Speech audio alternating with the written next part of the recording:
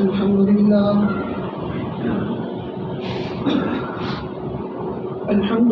نحمده ونستعينه ونستغفره ونؤمن به ونتوكل عليه ونعوذ بالله من شرور أنفسنا ومن سيئات أعمالنا من يهده الله فلا مضل له ومن يضلله فلا هادي له ونشهد أن لا إله إلا الله وحده لا شريك له ونشهد أن سيدنا ونبينا وشفيعنا وحبيبنا ومولانا محمدا عبده ورسوله أما بعد فأعوذ بالله من الشيطان الرجيم بسم الله الرحمن الرحيم والتين والزيتون وطور سينين وهذا البلد الأمين لقد خلقنا الإنسان في أحسن تقويم ثم رددناه أسفل سافلين إلا الذين آمنوا وعملوا الصالحات فلهم أجر غير ممنون صدق الله المولانا العلي العظيم والشريف اللهم صل على محمد وعلى آل محمد كما صليت على إبراهيم وعلى آل إبراهيم إنك حميد مجيد اللهم بارك على محمد وعلى آل محمد كما باركت على إبراهيم وعلى آل إبراهيم إنك حميد مجيد. برادران اسلام، واجب الاحترام بزرگوں اور دوستوں،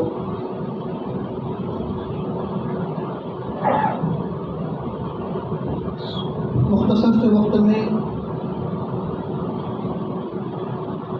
اس صورت کی روشنی میں کچھ باتیں عرض کرنی ہیں. دعا کریں اللہ رب العزت ہم تمام کو اس پر عمل کرنے کی توفیق عطا فرمائے. آگے کی جگہ پر کر لیں تاکہ پیچھے والوں کو سہولت رہے. آگے آ جائیں. جو سورت میں نے اس وقت میں تلاوت کی ہے، اس سورت میں اللہ رب العزت نے 4 چیزوں کی قسم کھانے کے بعد، قسم کھانے والا کون ہے؟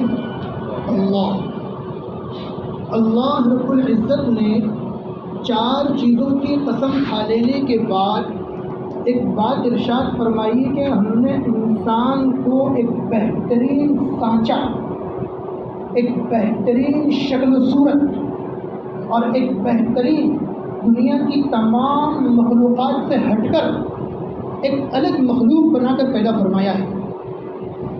لیکن جس مخلوق کو ہم نے دنیا میں تمام مخلوقات سے ہٹ کر ایک خوبصورت، ایک جاذب نظر، ایک ایسی شکل دی ہے جس شکل کو دیکھنے کے بعد انسان کا دل اس کی طرف للچاتا ہے، ایسی اچھی سی شکل کو جس کو ہم نے خود اپنے ہاتھوں سے بنایا، اپنے ہاتھوں سے اس کو سجایا، اپنے ہاتھوں سے اس کا نام نقشہ تیار کیا ہے. اس پورے نقشے کو اپنے ہاتھوں سے تیار کر دینے کے بعد ثم رددناہ اسفل سافلین، ہم اس اچھی سی مخلوق کو جہنم میں ڈالنے والے ہیں. یہ سمپل اور آسان الفاظ میں بول رہا ہوں. ہم اس اچھی سی مخلوق کو کہاں ڈالنے والے ہیں، یا اس کا انجام، یا اس کا ٹھکانہ، یا اس کا آخری نتیجہ سوچنے جیسی چیز ہے کہ میں اور آپ جب اپنے ہاتھوں سے کسی چیز کو تیار کرتے ہیں، وہ اگر بگڑ بھی جائے تو ہم کہتے ہیں بہت اچھی بنی ہے اور ہم اس کو ضائع کرنا نہیں چاہتے. جو بھی ہم کاریگر اگر ہیں، ہم کسی ہنر کو جاننے والے ہیں اور کسی چیز کو اگر ہم نے پہلی بار بنایا ہے، اس میں کچھ خرابیاں بھی اگر آ گئی ہیں تو چونکہ وہ ہم نے اپنے ہاتھ سے بنائی ہے اس لیے ہم اس کو ضائع کرنا پسند نہیں کرتے.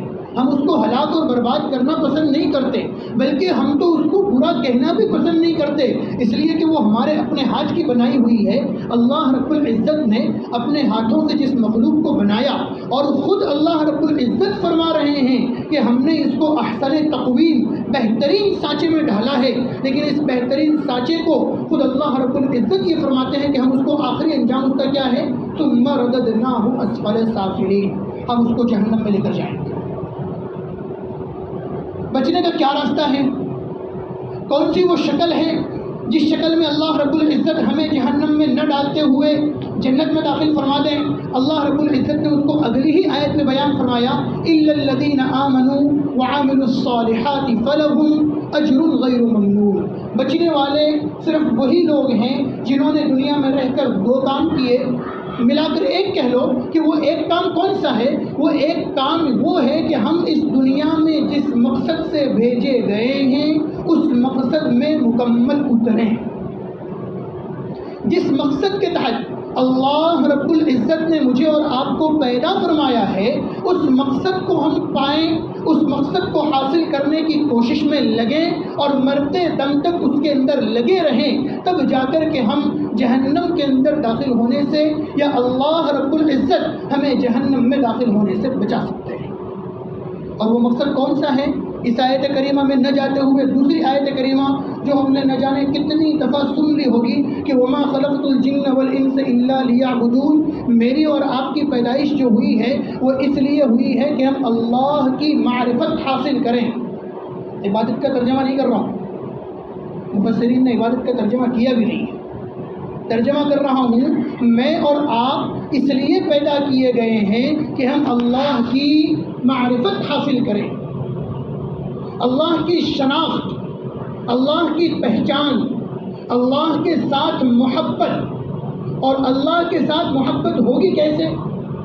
ایک تیسری آیت کریمہ میں اللہ رب العزت نے خود بیان فرمایا کہ میرے ان بندوں سے کہہ دو، قل، میرے ان بندوں سے کہہ دو، کس سے کہا جا رہا ہے؟ اللہ بذات خود محمد الرسول اللہ صلی اللہ تعالی علیہ وسلم سے کہہ رہے ہیں کہ میرے بندوں سے کہہ دو کہ اگر تم اللہ سے محبت کرتے ہو، میں اگر یہ کہوں کہ مجھے اللہ سے محبت ہے، آپ اگر یہ کہیں کہ مجھے اللہ سے محبت ہے، اللہ نے اس کا معیار بتایا کہ اللہ سے محبت کے دعوے میں سچا کون ہوگا؟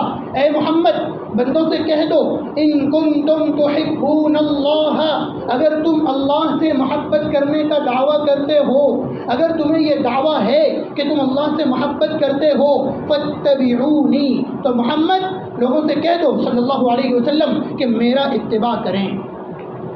گویا کہ اللہ سے محبت کا سچا دعویٰ یا اللہ کی معرفت کا سچا دعویٰ یا اللہ کی پہچان کا سچا دعویٰ اسی وقت ہو سکتا ہے جب بندہ محمد الرسول اللہ صلی اللہ تعالی علیہ وسلم کی اطاعت میں اپنی زندگی گزارے۔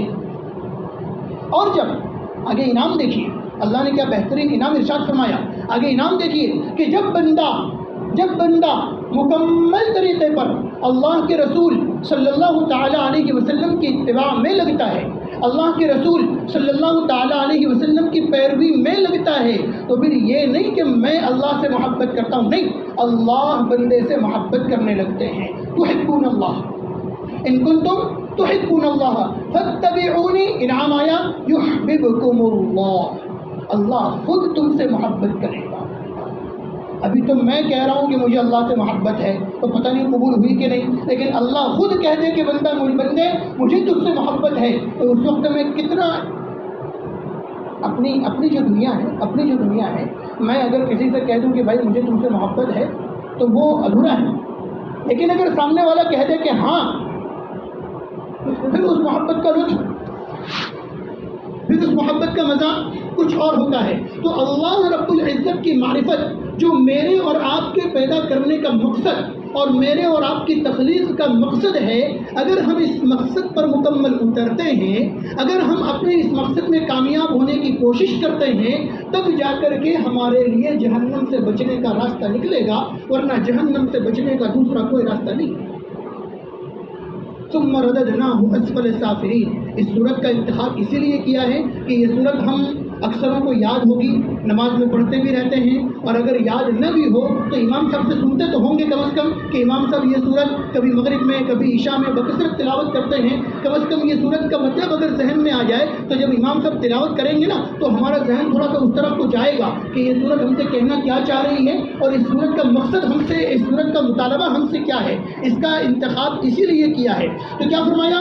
الا الذین آمنوا وعملوا الصالحات فلہم، جو ایمان لائے ہیں اور جنہوں نے عمل صالح کیے ہیں وہ نجات پانے والے ہیں، اور ان کے لیے اللہ نے ایسی جنت تیار کر رکھی ہے جس کی نعمتیں کبھی ختم ہونے والی. دنیا کی نعمتیں آج ہیں کل ختم، سڑ بھی جاتی ہیں، ختم بھی ہو جاتی ہیں، لیکن جنت کی نعمتیں وہ ہیں جو نہ سڑتی ہیں اور نہ کبھی ختم ہونے والی ہیں، بلکہ ایمان پر اور اعمال صالحہ پر استقامت اختیار کر لینے کے بعد دنیا میں اگر کوئی بندہ ایمان پر، اعمال صالحہ پر، اعمال صالحہ تھوڑا سا وہ ایک بات ادھوری رکھ کر کے یہ سمجھا دوں کہ عمل صالح کہتے کس کو ہے. ہمارے یہاں بہت بڑی غلط فہمی ہے، معاف کیجیے گا، بہت بڑی غلط فہمی ہے، اور وہ غلط فہمی یہ ہے کہ ہم نے دین کو جو ہے نا وہ محدود کر دیا ہے، ہم نے دین کو سکیڑ کر رکھ دیا ہے. ہم سمجھتے ہیں کہ دین کس چیز کا نام ہے. یہ جو چیزیں گنوا رہا ہوں یہ یقیناً دین ہے، لیکن مکمل نہیں، دین کا ایک حصہ ہے. یہ دین کا ایک حصہ ہے. یہ ایسا ہی ہے جیسا ایک آدمی کی خوراک اگر 4 روٹی ہو اور آپ اس کو 1 روٹی کھلاؤ تو کھانا تو اس نے کھایا لیکن مکمل نہیں کھایا. کیسا کھایا ہے اس نے؟ آدھے سے بھی کم. تو جن چیزوں کو ہم نے دین ہی سمجھ کر رکھا ہوا ہے وہ دین ہے تو، لیکن وہ دین کا ایک حصہ ہے، مکمل دین نہیں ہے. ہم نے دین کس کو سمجھا ہوا ہے؟ 5 وقت کی نماز پڑھنا. رمضان اگر آ جائے تو خوش نصیبوں کو روزے کی توفیق ہو جاتی ہے، وہ بھی سب رکھتے نہیں ہیں. بہت سارے نمونے ایسے بھی ہم کو ملتے ہیں جو دن دہاڑے جو ہے ہوٹلوں پر کھاتے ہوئے نظر آتے ہیں. کسی زمانے میں ایسا ہوتا تھا کہ غیر مسلم بھی روزے دار کے سامنے کھانے پینے سے احتیاط کرتے تھے، اور آج تو ہمارا ہی معاشرہ ایسا ہے کہ وہ ہوٹل پر بیٹھ کر بنداس کھا رہا ہوتا ہے. ایک زمانہ ہم نے وہ بھی دیکھا، اپنے ہی بچپن کی سنا رہا ہوں، جب عمر شعوری تھی کہ غیر مسلم بھی جو ہے، غیر مسلم بھی مسلمان روزے داروں کے سامنے کسی چیز کو کھانے پینے سے کیا کرتے تھے؟ بچتے تھے کہ بھئی سامنے جو بیٹھا ہے وہ کیسا ہے؟ روزے دار ہے، اور ان کے روزے میں کوئی چیز کھائی پی نہیں جاتی، لہٰذا ہم بھی تھوڑا سا کیا کر لیں، 5-10 منٹ رک لیں، جب یہ اٹھ کر کے چلا جائے گا پھر ہم کھا پی لیں گے. اور آج تو ہمارا معاشرہ، ہمارا مسلمان ہٹا کٹا نوجوان رکھ سکتا ہے روزہ، کوئی عذر نہیں ہے، پھر بھی بنداس ہوٹل میں کیا کرتا ہوا نظر آتا ہے؟ کھاتا پیتا. تو خوش نصیبوں کو روزے کی توفیق ہو جاتی ہے. کچھ مالدار وہ ہیں جن کو زکوٰۃ دینے کی توفیق ہو جاتی ہے. کچھ خوش نصیب وہ بھی ہیں جنہیں صدقۃ الفطر ادا کرنے کی توفیق ہو جاتی ہے، چاہے کنجوسی کے ساتھ ہی صحیح، کنجوسی کے ساتھ ہی صحیح. اس لیے کہ ہمارے یہاں صدقہ فطر کتنا ہوتا ہے؟ ہر سال کا 35 روپیہ. پتہ نہیں ہمارا 35 روپیہ صدقہ فطر نہ آگے جاتا ہے نہ پیچھے جاتا ہے. اب یہ کون سا حساب ہے؟ یہ آج تک گلے سے اترا نہیں ہے. بہرحال ادا ہو رہا ہے، کوئی حرج نہیں ہے، ادا ہو رہا ہے. ایک وہ ہیں، کچھ خوش نصیب وہ ہیں جنہیں قرآن کریم کی تلاوت کی توفیق ہو جاتی ہے، رمضان میں بکثرت ہوتی ہے. اور کچھ اپنے سماج کے بڑے بوڑھے وہ ہیں جنہوں نے پورے محلے کی طرف سے ٹھیکہ لیا ہوا ہے کہ وہی مسجد میں بیٹھ کر قرآن کی تلاوت کریں گے، اور باقی جتنے لوگ آئیں گے وہ سارے کے سارے مسجد میں آ کر کے بھی ٹائم پاس کریں گے. تو وہ چند خوش نصیب ہیں جنہوں نے پورے سماج کا ٹھیکہ لے کے رکھا ہوا ہے. ایک وہ عمل ہے. کچھ وہ لوگ ہیں خوش نصیب ہیں وہ بھی جنہیں صبح شام کی تسبیح پڑھنے کی توفیق ہو جاتی ہے. یہ سارے جو اعمال ہیں یہ سارے اعمال دین کا ایک حصہ ہیں. یہ سارے اعمال دین کا ایک حصہ ہیں. مکمل دین بولو، مکمل دین نہیں ہے. مکمل دین کیا ہے؟ مکمل دین کے ہمارے 5 شعبے ہیں. کتنے شعبے ہیں؟ 5. یا تو اس کو 5 حصے کہہ لو یا اس کو 5 شعبے کہہ لو، جو بھی آپ کو نام دینا ہو وہ دے لو، لیکن وہ کل کتنے ہیں؟ 5. سب سے پہلے نمبر پر عقائد. سب سے پہلے نمبر پر عقائد. انسان کا اللہ پر ایمان درست ہو، انسان کا اللہ کے نبی پر ایمان درست ہو، انسان کا دیگر انبیاء پر ایمان درست ہو، انسان کا کتاب و سنت پر ایمان درست ہو، انسان کا آخرت کے دن پر ایمان درست ہو.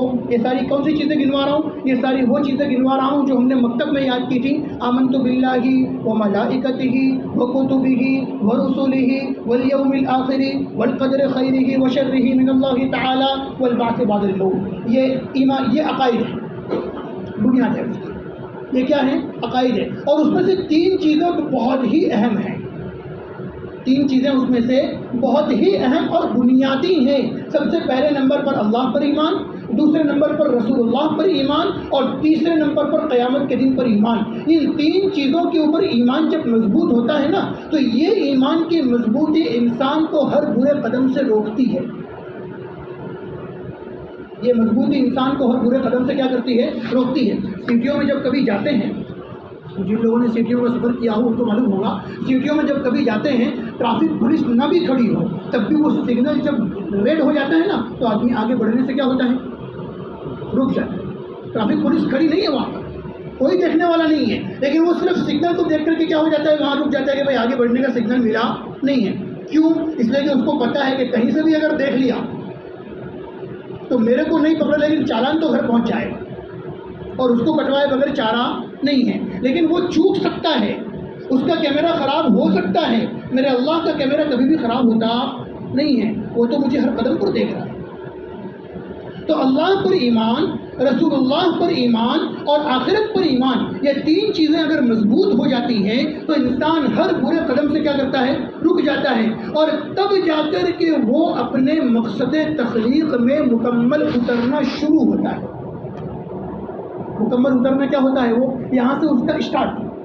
یہاں سے اب وہ کوئی چیز دیکھے گا تو ڈھنگ سے، کوئی چیز سنے گا تو ڈھنگ سے، کوئی چیز پکڑے گا تو ڈھنگ سے، چلے گا تو ڈھنگ سے. اور جہاں اس کو ایسا لگا کہ یار یہ چیز میرے رب کو ناراض کرنے والی ہے، یا یہ چیز میرے نبی کو ناراض کرنے والی ہے، یا یہ چیز ایسی ہے کہ جس کو یہاں کر کے چھوٹا سا فائدہ تو میں حاصل کر لوں گا لیکن آخرت میں جا کر کے نقصان لمبا اٹھانا پڑے گا، تو وہ کبھی بھی اس کی طرف قدم بڑھائے گا نہیں. یہ پہلا شعبہ ہے، یہ پہلا حصہ ہے جس کو ہم عقیدے کا نام دیتے ہیں. دوسرے نمبر پر عبادات ہے جو میں نے گنوا دی، بہت ساری چیزیں اس میں سے گنوا دی. اب تیسرے نمبر پر آتے ہیں معاملات، جس میں ہم 0.0 1% بھی میں دینے کو تیار نہیں ہوں، بلکہ 0.1% بھی دینے کو تیار نہیں ہوں، ایک دم 0.0 ہے. معاملات کی دنیا ہماری اتنی خراب ہو چکی ہے کہ جس کی کوئی حد نہیں ہے. جبکہ فضائل اعمال کی تعلیم سننے والوں کو بہت اچھے طریقے سے یہ بات یاد ہوگی کہ اللہ کے نبی صلی اللہ تعالیٰ علیہ وسلم ارشاد فرماتے ہیں، 2 حدیثیں سنا کر بات کو مختصر بھی کرنی ہے، میرا وقت ختم ہو رہا ہے. 2 حدیثیں مختصر طور پر سناتا ہوں کہ بندہ دعا مانگ رہا ہوتا ہے لیکن اس کی دعا قبول نہیں ہوتی. اللہ کے نبی نے اس کی وجہ ارشاد فرمائی ہے کہ دعا کے قبول نہ ہونے کی وجہ یہ ہے کہ اس بندے کا کھانا حرام ہے، اس بندے کا پینا حرام ہے، اس بندے کا پہننا حرام، مأکلہ حرام، مشربہ حرام، ملبسہ حرام. پورا اوپر سے لے کر سر سے لے کر پیر تک جتنا ڈھانچہ اس کا تیار ہے، جو کچھ اس کے جسم کے اوپر لگا ہوا ہے، سب کچھ حرام کا لے کر کے بیٹھا ہوا ہے. اب اس بندے کی دعا قبول ہوگی کہاں؟ میں کتنا بھی روؤں، میں کتنا بھی گڑ گڑاؤں، میں کتنا بھی کچھ بھی کر لوں، جب تک میرا پیٹ حرام لقمے سے پاک نہیں ہوتا تب تک میری دعا قبول ہونے والی نہیں ہے، اور تب تک کے لیے میری کوئی عبادت قبول ہونے والی نہیں ہے. اب میں 5 وقت کی نماز پڑھ رہا ہوں اور میری زندگی میں انقلاب نہیں آتا. میں مستقل تلاوت قرآن میں لگا ہوں، میری زندگی میں انقلاب نہیں آتا. میں صبح شام تسبیح پڑھنے کا اہتمام کرتا ہوں، میری زندگی میں تبدیلی نہیں آتی. میں صبح شام استغفر اللہ کی تسبیح پڑھ رہا ہوں، میری زندگی میں انقلاب نہیں آتا. کیوں نہیں آتا؟ اللہ کے رسول نے اس کی وجہ بیان فرمائی. اور اس سے بھی خطرناک حدیث، یہ حدیث تو اپنی جگہ پر دنیا میں رہتے ہوئے، اس سے بھی خطرناک حدیث وہ بھی فضائل اعمال میں آئی. اللہ کے رسول نے صحابہ سے پوچھا کہ میری امت کا غریب کون؟ اب میں اور غریب تو اسی کو سمجھتے ہیں نا جس کے پاس پیسے نہ ہو. تو صحابہ نے بھی وہی جواب دیا تھا کہ یا رسول اللہ جس کے پاس روپیہ پیسہ نہ ہو وہ کیا ہے؟ غریب ہے. کہا کہ نہیں، میری امت کا غریب وہ نہیں ہے، میری امت کا غریب وہ ہے جو قیامت کے دن نیکیاں تو بہت لے کر کے آئے گا لیکن وہ ساری کی ساری دوسروں کو بانٹنے میں نکل جائے گی. کیوں دوسروں کو بانٹنے میں نکلے گی؟ کسی کو گالی دی ہوگی، ایک نیکی وہاں چلی جائے گی، یہ معاملات ہیں. کسی کی غیبت کی ہوگی، ایک نیکی وہاں چلی جائے گی، معاملات اور معاشرت ہے. کسی کا مال ہڑپ کیا ہوگا، نیکیاں وہاں چلی جائے گی، یہ معاملات اور معاشرت ہے. تو جتنی نیکیاں ہم نے یہاں رہ کر کے کمائی ہیں وہ ساری کی ساری قیامت میں جا کر کے گنوا دیں. تو یہاں کی ساری محنت چوپٹ. یہ کون سی دنیا ہے؟ یہ معاملات اور معاشرت کی دنیا ہے جہاں ہم 0.0 ہیں. 0.0 1% بھی میں دینے کو تیار نہیں ہوں. اخلاق اور آداب، بڑوں کی عزت کرنا، چھوٹوں پر شفقت کرنا، ادھر ادھر جو پڑوسی ہیں ان کے حقوق ادا کرنا، یہ ساری چیزیں تو ہم نے شاید ہماری ڈکشنری سے نکالی دی ہیں. ہماری زندگی کا یہ حصہ رہا ہی نہیں ہے کہ ہم کسی بڑے کی عزت کرنا سیکھ لیں یا کسی چھوٹے کے اوپر شفقت سے ہاتھ رکھنا سیکھ لیں. یہ چیزیں ہم نے اپنی زندگی سے ہی کیا کر دی ہیں, نکال دی ہیں. تو ایک حصہ ہمارے پاس رہ گیا ہے, وہ ایک حصہ بھی ٹوٹا پھوٹا, وہ ہے عبادات کا. اللہ کی یہاں قبول ہوگی یا نہیں وہ بھی نہیں معلوم, اور اگر قبول ہو بھی گئی تو وہاں پہنچ کر ہمارے پاس بچے گی کہ نہیں وہ بھی معلوم نہیں ہے, کچھ نہیں معلوم. اور اسی بلبوتے پر ہم اپنے آپ کو سب سے کامل ایمان والا سمجھتے ہیں. تھوڑی سی سوچنے والی تھوڑی سی. حضرت عمر رضی اللہ تعالیٰ عنہ وہ صحابی ہیں جن کو اللہ کے نبی صلی اللہ تعالیٰ علیہ وسلم نے نام لے کر فرمایا تھا کہ عمر تو جنتی ہے. نام لے کر فرمایا تھا. 10 ہے نا, ان 10 میں سے ایک یہ بھی ہے, عمر تو کیا ہے, جنتی ہے. بشارت کس نے دی ہے؟ اللہ کے نبی نے. کبھی جھوٹ ہو سکتا ہے؟ بالکل نہیں. عمر کے جنتی ہونے میں کوئی شک بالکل بھی نہیں. ہمارا عقیدہ ہے کہ عمر کیا ہے, جنتی ہے. لیکن وہ عمر جنت کی بشارت اور سرٹیفکیٹ مل جانے کے بعد حضرت حذیفہ بن الیمان رضی اللہ تعالیٰ عنہ کے پاس آ کر, جن کو اللہ کے نبی صلی اللہ تعالیٰ علیہ وسلم نے منافقین کی فہرست عطا فرمائی تھی. منافقین کی فہرست کس کے پاس تھی؟ حضرت حذیفہ کے پاس. یہ عمر جس کو جنت کی بشارت دی گئی ہے, وہ عمر رسول اللہ کے انتقال فرما جانے کے بعد حضرت حذیفہ کے پاس آتے ہیں اور کہتے ہیں کہ حذیفہ ایک چیز بتا دو بس, میرا نام کہیں منافقین کی فہرست میں تو نہیں ہے. کون کون ہے وہ میں نہیں جاننا چاہتا, میرا نام ہے یا نہیں صرف اتنا بتا دو. کون سے عمر پوچھ رہے ہیں؟ کون سے عمر پوچھ رہے ہیں؟ جن کو جنت کی بشارت دنیا میں رہ کر کے مل گئی, ان کا جنتی ہونا پکا ہے. وہ یہ پوچھ رہے کہ حذیفہ صرف اتنا بتا دو کہ کہیں میرا نام تو منافقین میں نہیں ہے. اگر میرا نام منافقین میں آ گیا تو میں جہنم کے سب سے نچلے طبقے میں جانے والا ہوں, اس لیے کہ منافقین کا ٹھکانہ وہی ہے. تو جس عمر کو جنت کی بشارت مل جائے, وہ اگر اپنے ایمان کا اتنا خوف اور اپنے ایمان کی اتنی فکر کرتا ہے تو مجھے اور آپ کو کتنی کرنی چاہیے, مجھے اور آپ کو اس کی کتنی فکر کرنی چاہیے, اور اپنا ہر قدم کتنا پھونک پھونک کر رکھنا چاہیے کہ جو ایمان ہم دنیا میں حاصل کر چکے, اپنے پاس محفوظ کر چکے ہیں, کہیں ایسا نہ ہو کہ وہ ہم سمجھیں کہ ہمارے پاس ہے اور وہ کیا ہو چکا ہو, رخصت ہو چکا ہو, اور ہم دنیا سے نکلیں تو اس حالت میں نکلیں کہ ہمارے پاس ایمان موجود ہی نہیں ہے. دعا فرمائیں اللہ رب العزت عمل کرنے کی توفیق دے. کافی ساری باتیں ہماری باقی رہ گئی ہیں, وقت میرا ختم ہو چکا ہے, لیکن جتنی بات کہی خلاصہ اس کا یہ ہے کہ میں اور آپ اگر اللہ سے محبت کرتے ہیں تو ضروری ہے رسول اللہ کی اتباع کرنا, اور جب میں اور آپ رسول اللہ صلی اللہ تعالیٰ علیہ وسلم کی اتباع میں لگیں گے تو پھر مجھے اللہ سے محبت کرنے کی ضرورت نہیں ہے, اللہ خود مجھ سے کیا کریں گے, محبت کریں گے. اللہ رب العزت عمل کی توفیق عطا فرمائے. وآخر دعوانا الحمد للہ.